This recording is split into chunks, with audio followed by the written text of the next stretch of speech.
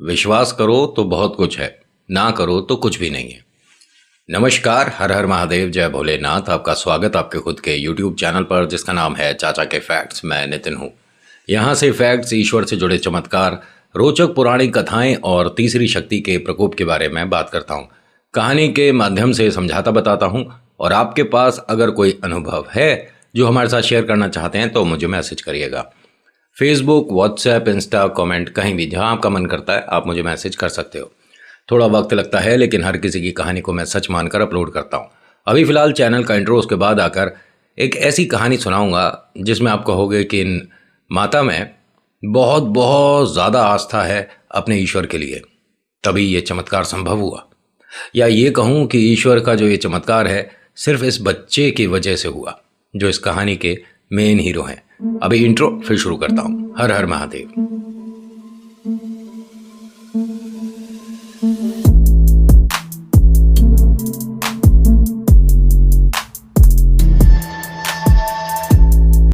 कहानी शुरू करने से पहले एक रिक्वेस्ट है, हाथ जोड़ के विनती है कि अगर पसंद आती है तो लाइक, शेयर, कमेंट, सब्सक्राइब कुछ कर लिया करो।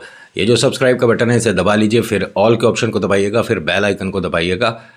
मतलब पहले बेल आइकन फिर उसके बाद ऑल के ऑप्शन को। तो जब भी मैं कोई नई कहानी लाऊंगा आपके पास मैसेज ज़रूर आएगा। आज की कहानी तनुजा जी की है, हस्बैंड वाइफ और इनका एक बच्चा।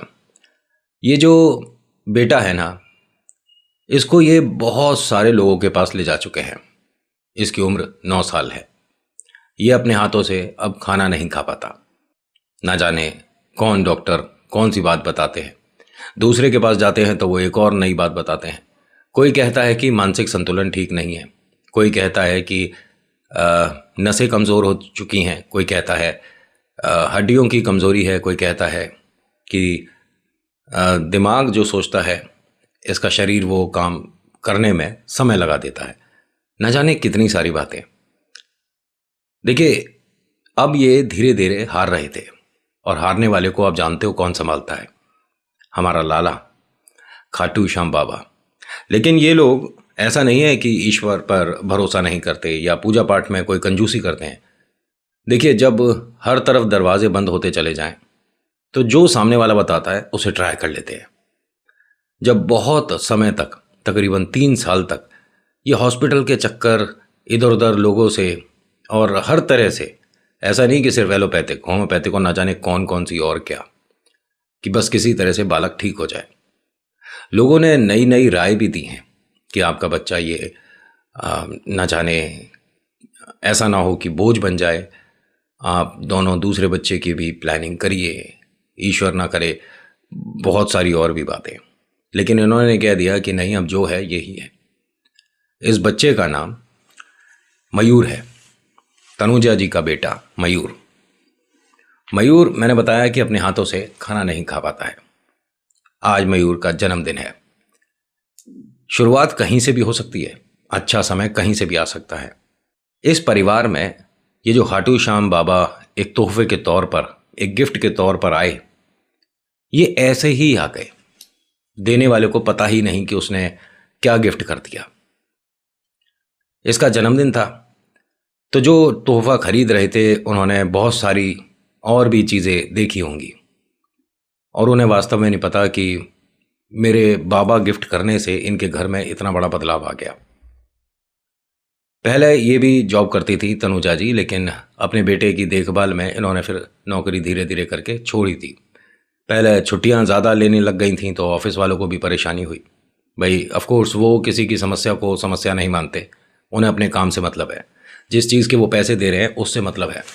आपके घर पर क्या समस्या चल रही है, आपको क्यों छुट्टी चाहिए, आप मजाक कर रहे हो, झूठ बोल रहे हो, हमें क्या मतलब, हम पैसे दे रहे हैं, काम करो। वो भी अपनी जगह ठीक है, देखिए उन्हें गलत नहीं बोलेंगे। जो हस्बैंड हैं ये भी एक प्राइवेट कंपनी में काम कर रहे हैं, जिम्मेदारियां बहुत सारी हैं। और आदमी अगर घर से खुश है ना, संतुष्ट है, तो बाहर कितना भी पहाड़ हो वो उसके ऊपर चढ़ ही जाता है।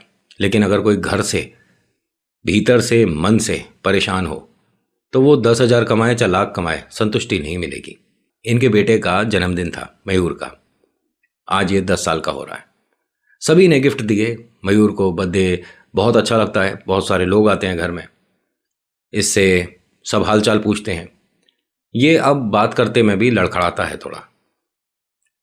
और इसको देखकर इसके मम्मी पापा मतलब अकेले में इसके सामने नहीं बहुत रोते हैं। क्या हमने ईश्वर के सामने माथा नहीं टेका, क्या हम बड़े बड़े डॉक्टरों से नहीं मिले, क्या करें, कुछ नहीं समझ आता। और ये तब की बात है जब ये इंटरनेट इतना ज़्यादा पॉपुलर नहीं था। आज की डेट में तो हर चीज़ गूगल पर देख लेते हैं, कौन से देश विदेश में इसका इलाज हो सकता है। लेकिन देखिए, ये साधारण सा परिवार है, मिडिल क्लास फैमिली है। कभी इन्होंने हवाई जहाज़ ही नहीं देखा, तो विदेश जाकर इलाज, आप समझ रहे हैं ना, जैसा जो बताता है वो वैसा मैं यहाँ से लेकर आता हूँ। इनका बेटा जो है ना मयूर, जैसा मैंने बताया कि आज बहुत ज़्यादा खुश है। इसके सामने बहुत सारे तोहफे रखे हैं, सब लोग आए, पार्टी हुआ, सब ने घर पे खाना खाया, केक खाया, सब लोग अब चले गए। अब धीरे धीरे ये गिफ्ट खोल रहे थे, मयूर को दिखा रहे थे, तुम्हारे लिए देखो बेटा ये आया है, तुम्हारे लिए वो आया है। कुछ लोगों ने पढ़ाई के लिए किताब या कलर्स या ज्योमेट्री, जबकि उन्हें पता है कि अपने हाथ से खा भी नहीं पाता। लेकिन बच्चे के लिए क्या तोहफा खरीदें, थोड़ा सा कन्फ्यूजिंग है।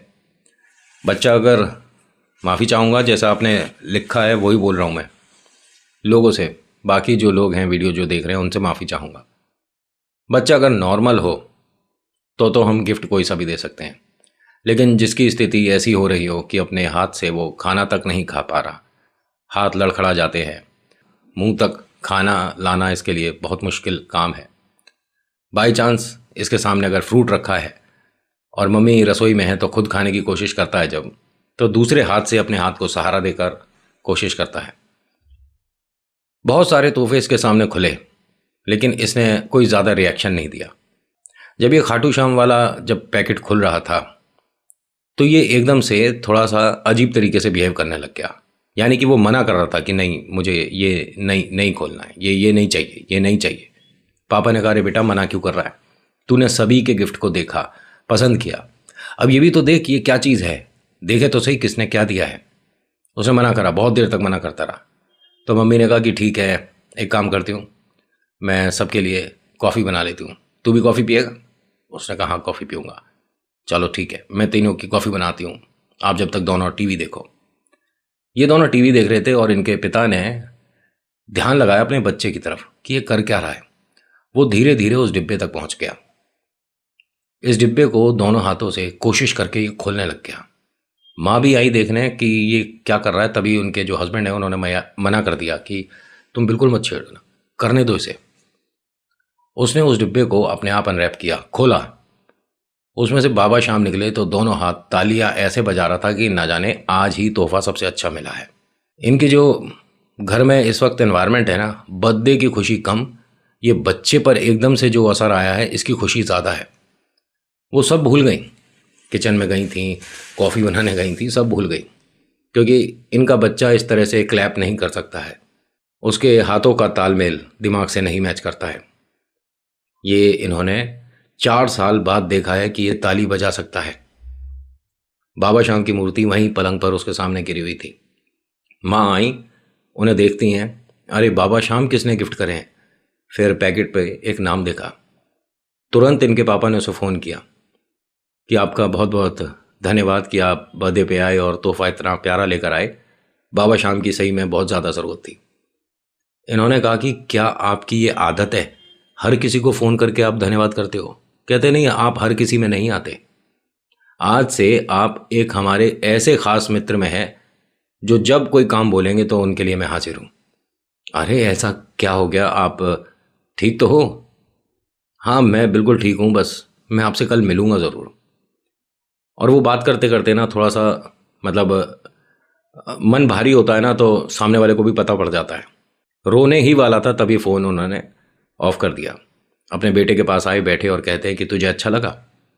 उसने कहा हाँ बहुत अच्छा। ये कोशिश करके बोलने की मतलब अपने शब्द समझा पाता है अपने माता पिता को, और माँ बाप तो समझ ही लेते हैं, चाहे तू बोले भी ना फिर भी समझ लेंगे।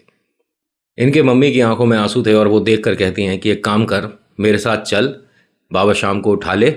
और ये श्याम बाबू बोलता है, जो बेटा है ना इनका मयूर, वो खाटू श्याम बाबा नहीं श्याम बाबू बोलता है।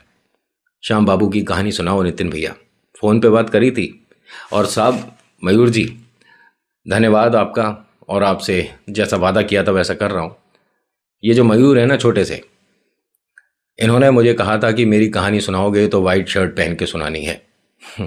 मेरे भाई, आपका हुक्म सराखों पर। वाइट वैसे मैं बहुत ज़्यादा पहनता हूँ, लेकिन जब इस नन्हे मुन्ने ने एक फरमाइश नहीं ऑर्डर दिया तो पूरा करना पड़ रहा है। और आप सभी की ने बहुत वैल्यू है मेरे लिए, जो भी लोग वीडियो देख रहे हो। सच में आप लोगों की वजह से मेरा कोई वैल्यू है, वजूद है ना। वरना मेरे जैसे 36 घूमते हैं, मेरी कोई काउंटिंग नहीं है। कहानी तो सुनाता हूँ और क्या, मेरे जैसे 36 भी नहीं लाखों घूमते हैं। अगर आप मेरी वीडियो देखते हो, पसंद करते हो, इतना मान सम्मान और प्यार रखते हो, तो सच में आपके लिए तो ईश्वर आप पर बहुत सारी कृपा बरसाए। आपकी जो भी मनोकामना है वो जल्दी से जल्दी बाबा श्याम पूरी करते हैं। अब होता क्या है कि इसने अपने श्याम बाबू को अपने हाथों में इस तरह से पकड़ लिया, छोड़ेगा नहीं। और यहाँ माँ के हाथ को पकड़ के धीरे धीरे चलने की कोशिश करते हुए मंदिर तक पहुंचा। वहाँ बाबा भोले हैं, वहाँ गणपति हैं, सब हैं। सबके सामने बीच में ले जाकर इन्हें बिठाता है और फिर ताली बजानी शुरू। बाबा श्याम को देखकर यहाँ ये छोटा सा, देखिए उम्र तो इसकी 10 साल है, लेकिन बालक ये बुद्धि से 4-5 साल का ही है। माँ बहुत खुश हैं इसे देखकर और कहती हैं कि तू यहाँ मंदिर के सामने बैठ, मैं कॉफ़ी तो बना लूँ। तो हंसकर कहता है कि हाँ हाँ बनाओ बनाओ। अब ये मंदिर के सामने बैठा है। आज इसका जन्मदिन है, वास्तव में जन्मदिन है आज। इनकी माताजी का ये कहना है कि ये जिस दिन आए हैं हमारे घर में, उस दिन से चमत्कार होने शुरू हो गए और अब हमारा बच्चा अपने आप अपने हाथों से रोटी खानी शुरू कर चुका है, लिखना शुरू कर चुका है। इनको पढ़ाने के लिए टीचर एक आती हैं और हो सकता है आने वाले समय में एडमिशन भी हो जाए और स्कूल भी जाना शुरू कर दे। लेकिन ये तो मैंने आपको कहानी का एक तरह का एंड बता दिया। ज़रा चमत्कार सुन लो कि बाबा श्याम जब अपनी छड़ी घुमाते हैं तो क्या क्या होता है। माँ कॉफ़ी बनाकर आई, इन सभी ने कॉफ़ी पी, बच्चे को माँ ने धीरे धीरे करके कॉफ़ी पिलाई। अब यहाँ होता क्या है कि मयूर ने मम्मी पापा के पास आकर ढेर सारी और बातें करी, कुछ कहा, कुछ समझा, कुछ समझाने की कोशिश करी। जब रात हुई तो मम्मी पापा ने वहीं जहाँ पर ये सोता था वहाँ इसका बेड लगा लिया। ये तीनों एक ही रूम में सोते हैं। अब ये उठकर चलने की कोशिश करने लगा। माँ ने कहा कि कहाँ जा रहा है? इसने बस ये बोला कि मंदिर। मम्मी ने कहा कि बेटा अब क्यों मंदिर जा रहा है? घर मंदिर मतलब घर के मंदिर जा रहा हूँ। पापा ने कहा अरे जाने दो ना भाई, घर उसका मंदिर उसका, घूम ले जहाँ तेरा मन है वहाँ जा। अब ये दीवार का सहारा लेते लेते मंदिर वाले कमरे तक पहुँच गया। मम्मी पापा इसके पीछे पीछे चल रहे हैं कि देखें तो सही क्या कर रहा है। अब ये वहाँ जाने के बाद देखिए वो मूर्ति जो बाबा श्याम की ने मिली है वो मार्बल की बनी हुई है, पगड़ी लाल कलर की और बेहतरीन मूर्ति है। मतलब उन्हें देखो तो ऐसा लगता है कि अभी बोल उठेगी।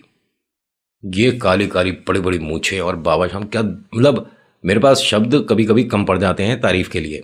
इतनी सुंदर इतनी खूबसूरत मूर्ति। उन्हें एक बड़े से लोटे में रख लिया, वहाँ गंगा जल की बोतल रखी थी, फिर उससे नहलाने लग गया। मम्मी पापा हंसकर कहते हैं कि अरे ये टाइम नहीं है, मयूर रुक जा एक मिनट। उसके हाथ पकड़ते हैं तो वो अपना हाथ झटकता है कि नहीं छोड़ दो। नहीं नहीं मयूर, अरे सुन मेरी बात बेटा, ये टाइम नहीं है। ईश्वर को जो नहलाते हैं वो सुबह, रात में कौन नहाता है?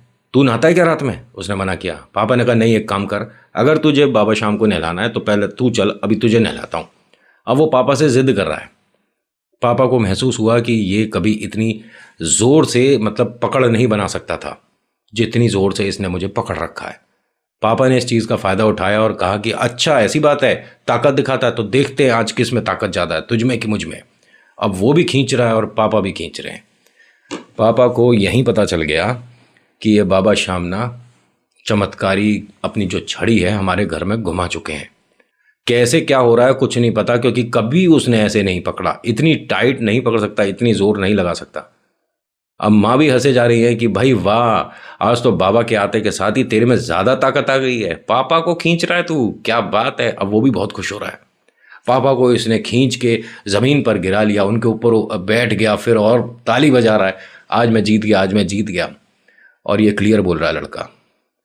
ये 1 साल या 5 साल या 10 साल में हुआ कोई चमत्कार नहीं है, ये 1 दिन अभी पूरा नहीं हुआ है और बाबा श्याम का चमत्कार घर में शुरू हो चुका है।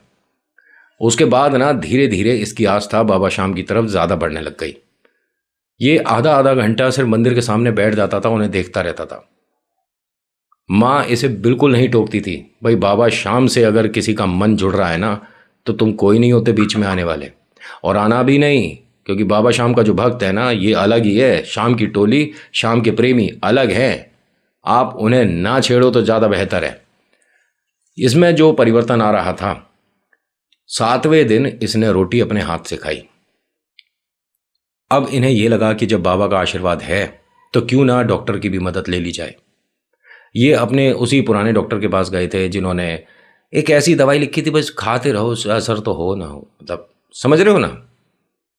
उनके पास लेकर गए तो कहते हैं कि आप इसे अभी कहाँ दिखा रहे हो, उसकी हालत देखी। जब कह रहे बस एक डॉक्टर हैं श्याम करके, तो फिर आप मेरे पास क्यों आए हो, इसमें चेंजेस तो मैं देख रहा हूँ। नहीं नहीं, वो जो डॉक्टर श्याम है ना वो बहुत दूर है उनका, तो हम सोच रहे थे कि आपने उनका कोई पर्चा हो तो दिखाओ। कह रहे पर्चा तो नहीं उन डॉक्टर का कोई भी हमारे पास, जो वो दवाई दे रहे हैं दिखाओ। कहते दवाई भी ऐसी कुछ नहीं थी। तो डॉक्टर साहब ने कहा कि फिर ये ऐसे कैसे डॉक्टर हैं, ना इनकी पर्ची है ना कोई दवाई है, मैं ऐसे नहीं। आप उनकी दवाई और बात छोड़िए, आप बताइए कि इसमें क्या परिवर्तन है। डॉक्टर साहब ने कहा कि हाँ मतलब इसमें कुछ टेस्ट वगैरह, मैं किसी डॉक्टर को कोई गलत साबित नहीं कर रहा हूँ कि डॉक्टर सब बेवकूफ़ बनाते हैं, चमत्कार ईश्वर करते हैं, ऐसा नहीं है। जब ट्रीटमेंट की ज़रूरत पड़ती है तो हॉस्पिटल जाना पड़ता है, और डॉक्टर भगवान का रूप होते हैं, ये भी मानता हूँ, लेकिन सारे नहीं होते। आज की डेट में हॉस्पिटल मतलब ट्रीटमेंट तो मिलता ही है लोगों को, ठीक भी करते हैं, लेकिन लाला की दुकान से कम नहीं है। आपकी एक बार कार्ड की लिमिट पता चल जाए फिर तो खर्चा आप बता देना कितना हो रहा है और कितना हो गया। एक पिक्चर आई थी जिसके अंदर एक तरह से अच्छा ही प्रूफ दिखा दिया था कि ऐसे हॉस्पिटल और ऐसे डॉक्टर भी हैं, बस उन्हें पता चलना चाहिए कि कितना जूस खींचा जा सकता है गन्ने में से। और ऐसा एक अनुभव हमने भी देखा हुआ है अभी फिलहाल में। खैर, हर इंसान एक जैसा नहीं होता, और ये डॉक्टर्स पे भी लागू होता है। आप इंसान हैं, क्योंकि पहले के डॉक्टर भगवान हुआ करते थे। अब बहुत सारों को तो मैं भी जानता हूँ जो कि भगवान कहलाने लायक तो दूर की बात है, इंसान भी कह दो तो शायद शर्म आ जाए। खैर, सारी बातें अलग, मैं किसी डॉक्टर को कोई इंसल्ट नहीं करना चाहता, करना भी नहीं चाहिए। बहुत पढ़ाई और बहुत पैसा लगाकर पहुँचते हैं यहाँ तक। पढ़ाई तो हटा दो, पैसा बहुत लगता है, तो उसकी वसूली भी तो होगी। कौन कराएगा, आप और मैं?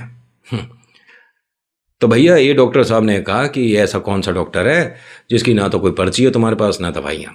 उसने कहा जी पर्ची हमसे मिस हो गई, और दवाई संभाल कर खाली पर्चे खाली पत्ते कौन रखता है। कह रहे फिर उन्हीं के पास चले जाओ ना। कह रहे भाई साहब यहाँ से 60 किलोमीटर दूर है। कहाँ पर है? उसने कोई भी जगह बता दी। ठीक है, हम इसके कोई टेस्ट करते हैं, मैं बताता हूँ। टेस्ट वगैरह करे तो जो पहले वाली रिपोर्ट थी पापा ने वो भी रखी और ये भी रखी, ज़मीन आसमान का फ़र्क है। डॉक्टर साहब ने कहा कि ऐसा है कि हो सकता है जब हमने पिछली बार टेस्ट किए थे तो मशीन में कोई इशू हुआ होगा, मशीन में कोई प्रॉब्लम, क्योंकि आप मेरी दवाई भी इसे लगातार दे रहे हैं। हाँ हाँ, और तब से दवाई नहीं दी गई इसे, आपकी दवाई हम दे रहे हैं। देखिए ये मेरी दवाइयों से भी हो सकता है कि इस पर असर आ रहा है और ये ठीक हो रहा है लड़का। नहीं डॉक्टर साहब, आपने तो ये कहा था कि 13 साल तक ये ऐसी स्थिति में आ जाएगा, फिर उसके बाद ये अपना 14th बर्थडे नहीं बनाएगा, आपने कुछ ऐसा बोला था। देखिए ऐसा है कि हाँ कभी कभी दवाइयाँ काफ़ी अच्छा असर करती हैं। जब ये ठीक हो रहा है तो हम तो चाहते हैं, हम तो डॉक्टर हैं, अपने पेशेंट को एकदम ठीक देखना चाहते हैं। तो कैसा डॉक्टर है सबको पता चल रहा है, और कौन सा डॉक्टर इलाज कर रहा है ये आप लोगों को पता है। डॉक्टर साहब ने अब उससे अच्छी वाली कैटेगरी की दवाई लिख दी।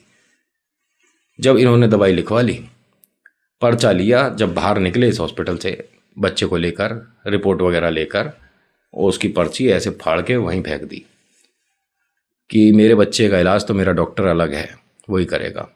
घर पे आते हैं, वाइफ को सारी बातें बताते हैं। वो हंसकर कहती है कि तुमने बाबा श्याम को डॉक्टर श्याम कर दिया। कह रहे हाँ वही है डॉक्टर श्याम जो कि सबका इलाज करते हैं, मेरे बेटे का इलाज तो वही करेंगे। इनके बारे में और पता लगाओ। बाबा श्याम की इन्होंने एक एक बात पता लगानी शुरू कर दी। बाबा श्याम से इतना जुड़ने लग गए कि इनके इतवार की छुट्टी होती थी, पूरा दिन सुबह से लेकर रात तक बाबा श्याम कौन है, बाबा श्याम का मंदिर कहाँ कहाँ है, बाबा श्याम के चमत्कार और ना जाने क्या क्या। जब ये सब चल रहा था तो इन्हें किसी ने बताया कि आपको जब बाबा से इतनी आस्था जुड़ चुकी है तो एक बार खाटू श्याम दरबार होकर आना चाहिए। बाबा शाम को बाबा शाम से मिलवाने लेकर जा रहे हैं मयूर भाई साहब। जब इनका जाने का प्लान बना, टैक्सी वगैरह हो गई, सब कुछ हो गया, तो ये मंदिर से बाबा शाम को उठा लाया। माँ ने कही कि हाँ इनके ही जा रहे हैं, तू इन्हें क्यों लेकर जा रहा है। तो मयूर का क्या कहना था, वैसे मयूर तुम्हारी इस बात से मुझे भी कुछ सीखने को मिला कि वो जो बड़े वाले हैं ना, उनको छोटे वाले से मिलना ज़रूरी है, तो छोटे वाले में भी बड़े वाले की ताकत आ जाएगी। जो खाटू श्याम बाबा हैं उनको जब ये हमारे मंदिर वाले बाबा श्याम देखेंगे ना, तब इनमें भी ताकत आ जाएगी। तो हमें फिर उतनी दूर जाने की ज़रूरत नहीं है, जब भी हमारा मन करेगा हम यहीं मिल लेंगे। ये सारी बातें उसने साफ स्पष्ट शब्दों से बोली हैं, जैसे बच्चे बोलते हैं। माँ ने कहा अच्छा ये भी बड़ी बात है। गाड़ी में बैठे, तीनों जने नहीं चारों जने, मम्मी पापा, मयूर और इनके डॉक्टर श्याम। बाबा श्याम के दर पहुँचे, वहाँ मुलाकात हुई। बाबा श्याम को बाबा श्याम से मिलवाया गया मयूर भाई साहब की तरफ से। और मयूर वैसे तुमने एक काम बहुत बढ़िया करा है, अगली बार जब मैं जाऊँगा ना बाबा श्याम को, तो मैं भी अपने मंदिर से श्याम बाबा को लेकर श्याम बाबा से मिलवाऊँगा। कमाल का दिमाग है यार तुम में, है ना। मतलब हम तो नारियल, छड़ी और बागा ये सब पे ध्यान देते थे, तुमने सही ध्यान दिलाया कि बाबा श्याम से बाबा श्याम को मिलवाओ और फिर उन बाबा श्याम को घर ले आओ। वाह मेरे भाई क्या बात है, तुम्हारे लिए मेरी तरफ से बहुत सारे लाइक हैं। मयूर तुम वीडियो देख रहे होगे तो मैसेज ज़रूर करना मेरे भाई, और व्हाट्सएप करना, कॉल करना, मुझे तुमसे बात करनी है, ठीक है। और यहाँ से जब ये वापस आए तो उसके बाद इनका मन इतना ज़्यादा मतलब प्रसन्न कभी नहीं था। और ऐसी प्रसन्नता में बाबा श्याम ने 2 छोटे छोटे चमत्कार और कर दिए। पहला चमत्कार, इनकी जो जॉब है उसमें अप्रेजल हुआ, भाई साहब को पैसे अब ज़्यादा मिलेंगे। दूसरा चमत्कार, इनकी वाइफ ने ट्यूशन के लिए बच्चों को बहुत पहले कभी बोला था, एक साथ 11 बच्चे आए हैं ट्यूशन पढ़ने के लिए, और 11 के 11 के मम्मी पापा सब दुखी हैं। जहाँ पर ट्यूशन पढ़वाते हैं वो दीदी कभी टाइम नहीं देती हैं, कोई कह रहा है कि उनका टाइमिंग सुबह 5 बजे का है, और ऐसा और वैसा 11 बच्चे एक साथ। और एक वक्त ऐसा आया कि अगर बाई चांस मयूर ने काम ठीक नहीं किया होता तो घर में गड़बड़ हो जाती। मम्मी पापा दोनों सो गए थे, मयूर भी सो गया था। मयूर अब धीरे धीरे सहारे से कोशिश करके दीवार से लग के चल लिया करता है, अपने आप खाना खाता है। इसे कुछ स्मेल सी आ रही थी घर के अंदर, अजीब सी, इसने कभी ऐसी पहले महसूस नहीं करी थी। जब ये उठकर देखता है तो मंदिर वाले कमरे के पास जो इनका मतलब जहाँ इनका फ्रिज था, ठीक है, वहाँ पर आग लगी हुई थी। अब इसे समझ नहीं आया, जब तक मम्मी पापा उठते इसने जाकर वॉशरूम से फटाफट से बाल्टी में पानी मग्गा करके भर भर के उस पर पानी डाला। जब ये पानी भरते भरते इस तरह से डाल रहा था, एक बार गिर गया बहुत तेज, जैसे ही आवाज़ आई ना धड़ाम सी, तो मम्मी पापा की आँख खुली। देखते क्या है कि ये सब क्या है, पानी वानी और फ्रिज के पास चारों तरफ, या तो कंप्रेशर की वजह से हुआ था या कैसे, व्यवस्था बहुत ज़्यादा बिगड़ जाती है। और कंप्रेशर का फटना आप जानते ही हैं कि क्या हालत हो, पीछे की दीवार उड़ जाए ये हाल होता है। इसे देखा ज़मीन पर गिरा हुआ, लेकिन इसने आग पर कंट्रोल कर दिया था। मम्मी पापा ने इसे गले से लगा लिया और पूछा कि तू ठीक है ना, क्या कर रहा था, हमें जगा नहीं सकता था। इसने कहा मुझे कुछ समझ ही नहीं आया और मेरे को जो सही लगा वो मैंने कर दिया, लेकिन बेटा बिजली की तारों पर पानी नहीं डाला जाता। कह रहा नहीं, मैंने सिर्फ आग पे डाला था। सारी बातें हो रही थी, माँ ने एकदम ध्यान दिया कि एकदम स्पष्ट साफ कैसे बात कर रहा है। एक काम कर मयूर, और ये सब कुछ यहाँ पर छोड़ दे, अब तू सब ठीक है, रसोई से एक गिलास पानी लेकर आइयो मेरे लिए। ये गया, वहाँ से गिलास लाया, पानी भरा, माँ को दिया। आप ठीक हो? मैं बिल्कुल ठीक हूँ। मयूर के पापा ने भी देखा ये क्या हुआ है, ना दीवार का सहारा लिया ना कुछ, ये सीधा गया, रसोई से गिलास लिया, पानी भरा और आ गया। पापा ने कहा कि एक काम मेरा और कर दे, वहाँ बाहर वाले कमरे में मेरा फ़ोन रखा है ना, फ़ोन लेकर आ, मैं अपने दोस्त से पूछता हूँ कि ये सब हुआ है, क्या करना चाहिए। हाँ पापा लाता हूँ। वो गया, फ़ोन ले आया। मम्मी पापा का रोना यहाँ पर आधे घंटे तक चला और फिर आकर बाबा श्याम के सामने बैठ गए कि तुमसे ज़्यादा बड़ा चमत्कार जादूगर हमने तो नहीं देखा भाई। अब किसी को हमारी इस बात पर यकीन हो या ना हो, लेकिन हमारे लिए दुनिया के सबसे बड़ा चमत्कार करने वाले आप हो, जिसने हमारे बेटे को ठीक कर दिया। इनका बेटा आज 15 साल का है। वैसे ही है जैसे आपके और हमारे आसपास 15 साल के बालक होते हैं, एकदम फिट एंड फाइन, फैंटास्टिक। आने वाले समय में इनकी जो गुड़िया है, इनकी बेटी, वो 2 साल की हो जाएगी। हाँ, बाबा श्याम ने इनकी झोली में एक फूल और दिया। इनके घर में किसी तरह की कोई प्रॉब्लम नहीं है, संतुष्ट हैं, सेटिस्फाई हैं, खुश हैं। और इनका ये कहना था कि नितिन भाई, हमारा बहुत मन था लेकिन बस यही मानकर रुक जाते थे कि जब कोई इस तरह की परेशानी बताता है तो ये कहानी सुनाने वाला लड़का, क्या पता, मतलब मैं लड़का, बुढ़ा, बुजुर्ग, कुछ भी कहो मुझे, क्या ये हमारी कहानी को सच मानकर अपलोड करेगा, हाँ या ना। ये बात मैं बहुत बार बोल चुका हूँ, एक बार फिर से बोलता हूँ कि ईश्वर से जुड़ा चमत्कार हो या प्रेत आत्माओं वाला अनुभव, हर किसी की हर बात को मैं सच मानकर अपलोड करता हूँ। ये बात अपने मन से हटा दो कि मुझे कैसे लगता है, मुझे 100% सब सच लगता है। तो आज की कहानी में इतना ही, कैसी लगी बताना ज़रूर।